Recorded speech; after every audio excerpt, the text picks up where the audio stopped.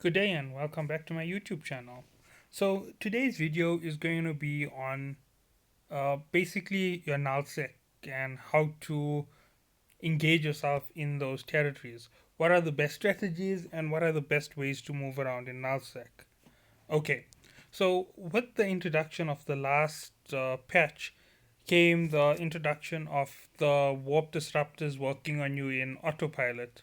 So that means that now when you're moving through nullsec, some players have started to gate camp. So here's the basics on what you need to do to ensure that you don't get gate camped.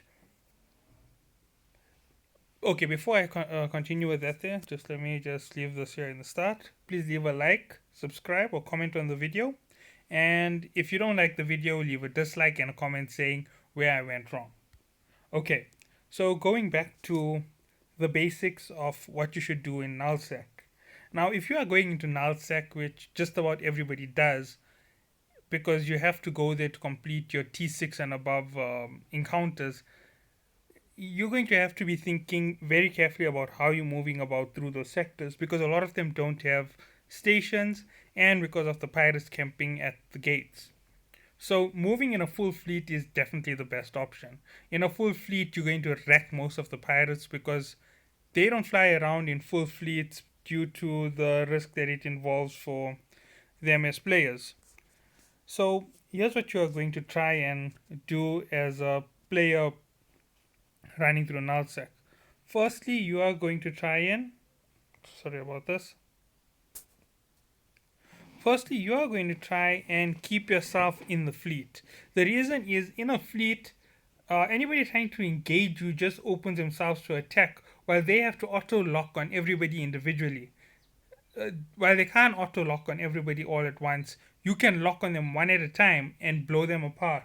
And with a full fleet of 10, anybody who takes damage can simply be healed by your support. Your support shields are super strong, their regen is faster, their regen is stronger, they have a higher capacity.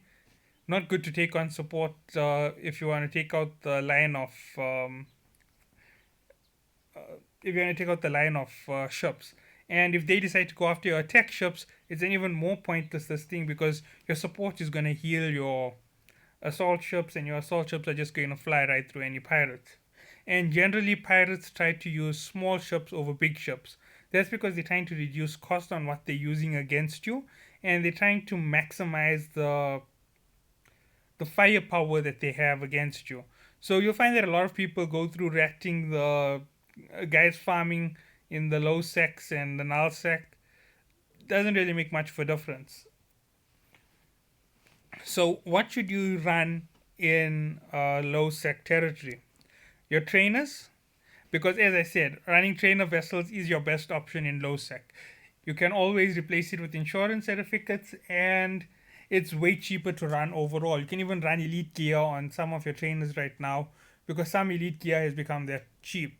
And between the cheapest elite gear and the most expensive elite gear is something like 2 DPS per second, or is it 5 DPS per second? I'm not exactly sure.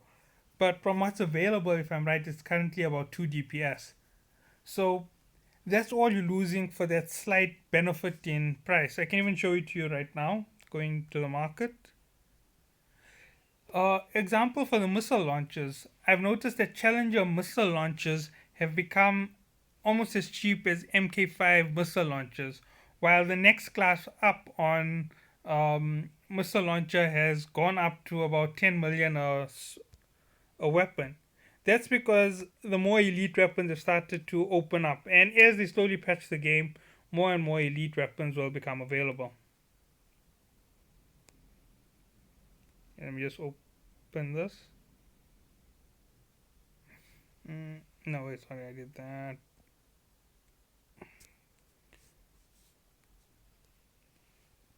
If anybody ever notices a slight tapping sound in the video, that's not a sound glitch. That's actually me trying to open out these menus.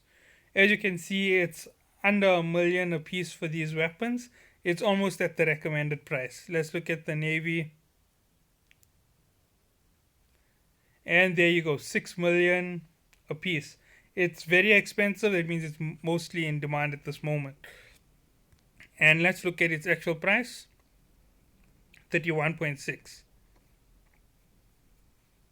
Its neighbor, as you can see, similar price, and it has the exact same power, 31.6. Now let's look at the next one again. If I'm correct, the say is available. But this one is slightly more powerful, if I remembered correctly. No, not yet available. And it is slightly more powerful, as you can see, the 32.69. Now, as you'll see, these have become really cheap, the entry level elite. And as time goes on, these next level elites are going to become more expensive. And that's a simple thing as things go through with development on where we're going as players. So here's something for you to think about when it comes to how you're going to actually play moving forward. This one is still quite expensive. I'm just opening it for a quick look. 10 million a piece.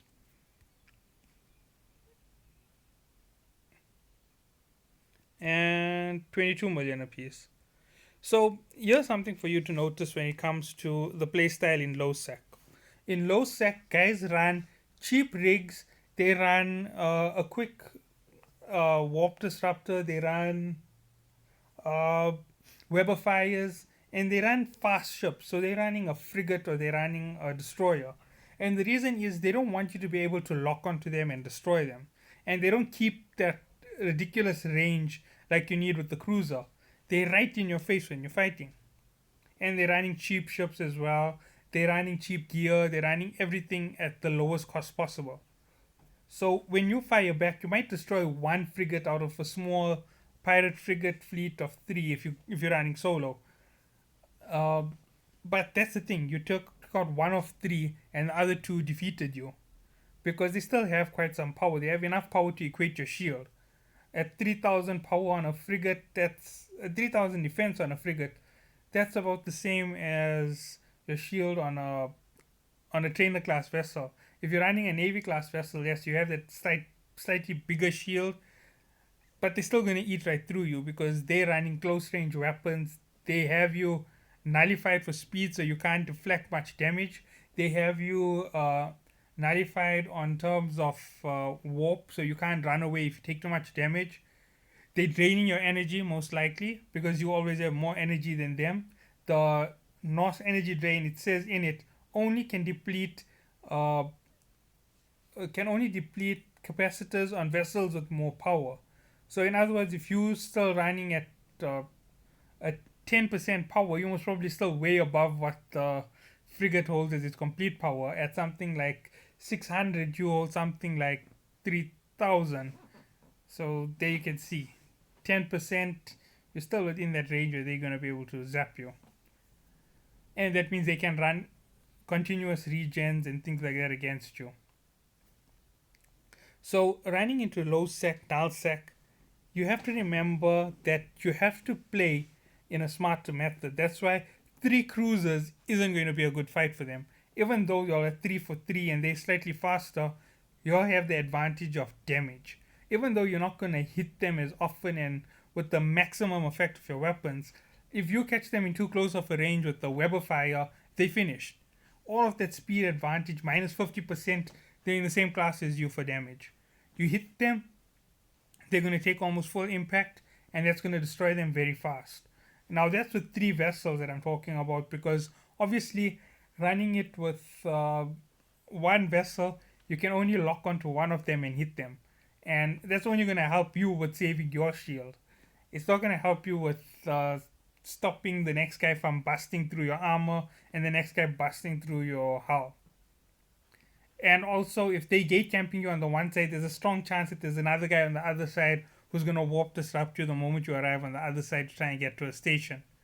Or the station that you're heading to in the nearest sector is where they're originating from, and they're planning to whack you when you go there. It's all things that you should think about when you're going into nullsec. So that was the first thing. Keep your rigs cheap or keep your fleet big. A 6-man fleet still got a good chance. 10-man fleet, you're almost impervious to what they're going to do. But always remember, running support becomes very important. Okay, now let's go through to the next part of the whole discussion, which is going to be what should you do in low sec. Now, if you're going into low sec as a PvE player, that means you are going in there to farm high level anomalies. Running against high level anomalies, you're going to want to have a support ship with you when you're going into low sec. It's no longer as easy as it was a month ago.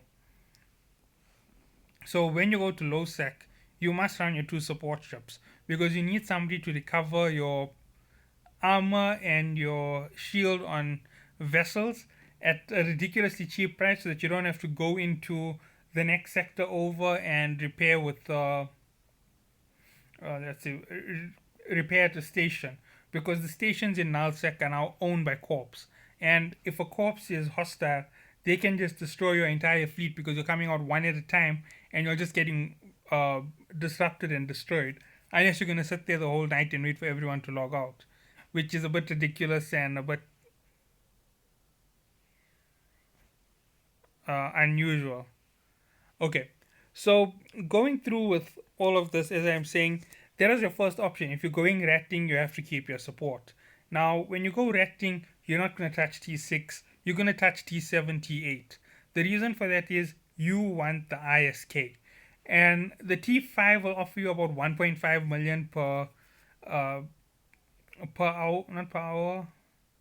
It can get a little bit higher, but about 1.5 million an hour is like the maximum that you're gonna earn off ratting uh, T5 and T6 anomalies. That's if you're mixing the two, and if you're doing the large only.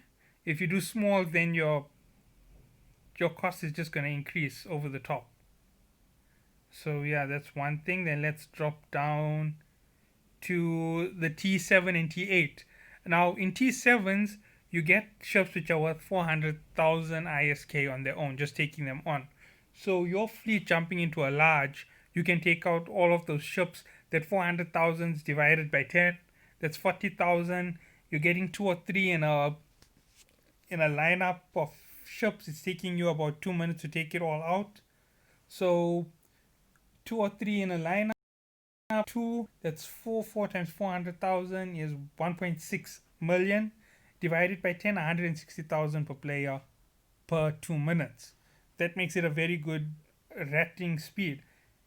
Obviously, you can have someone picking up all of the loot while you're there, and if you're just jumping quickly between each anomaly very very quick, you can rat like, let's see, 160,000 times 30, 40 in an hour possibly.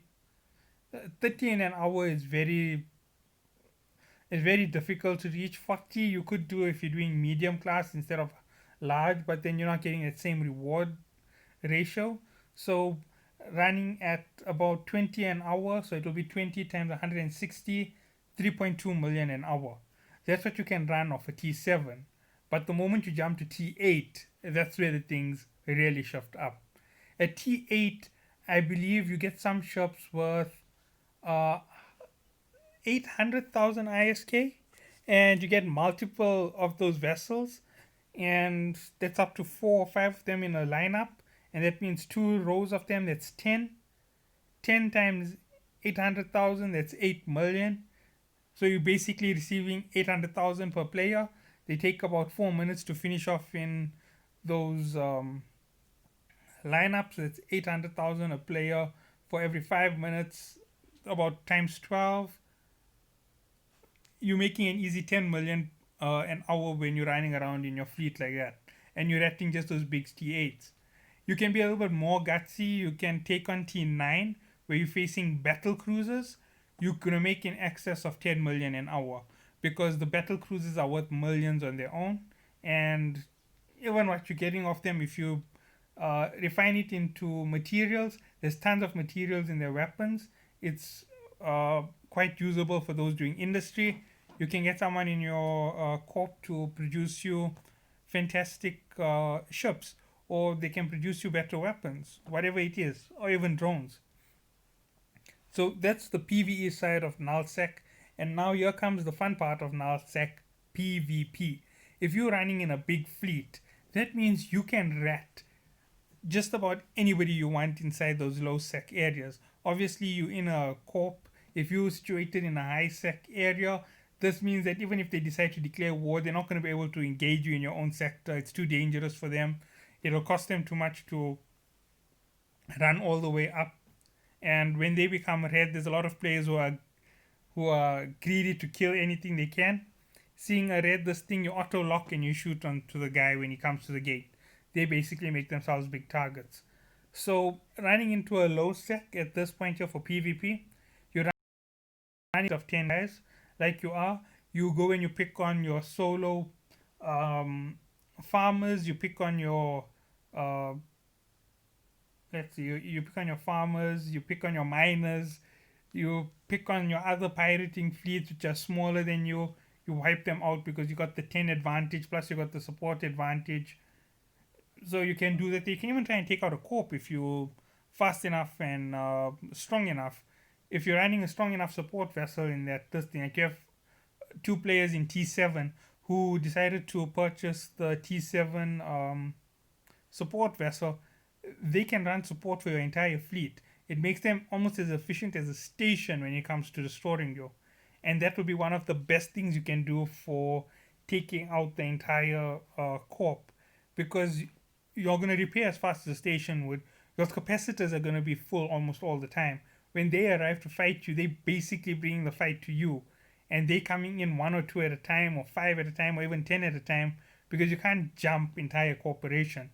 And you're just going to hit them off like flies, provided you're sitting at the right location and you have the right setup made for your fleet. If you keep your defense up front, your support in the middle, your glass cannon chips are even going to take damage, but they're going to be repaired by support. Everything is running off that central arrangement. Remember, I said that my fleeting style is quite difficult. Not quite. It's quite an efficient style to run because it allows you to do things that other fleets can't. You can repair your ships. You can destroy PvP players. You can destroy a PvE mission story effortlessly. You can take on the elites in a mission effortlessly with the support running in the center. You're basically almost untouchable if you're running the right vessel. And that's how efficient it is to run support in your fleet. And a lot of players don't like being support. I've seen it there a lot. But the best part about support is they generally are looting everything in the fight while everybody else is focusing on the fight, because their weapons aren't hitting enemies. Their weapons are supporting allies. And as allies ask for help, they change their target and they healing up the ally ships. So that is the basics on why you should run a support in your fleet, what you should do in nullsec. And that's a nice way to run a war as well. If you have 3 or 4 fleets with support in them, you can run them in and you can wage a war on the biggest alliances and corps throughout low sec. And they won't even be able to stand a chance against you, because putting out their big heavy naval vessels against you, you're going to run through 100 million worth of battle, their battleship powers, 100 million on a Caracal Navy issue, 100 million in a Vexor. You're just gonna shred everything they throw at you. And as they hit you, you healing. Your support class vessel is at full power all the time. If they decide to attack it, they ignoring all of the attack vessels and the support vessels. They get stuck. They get destroyed.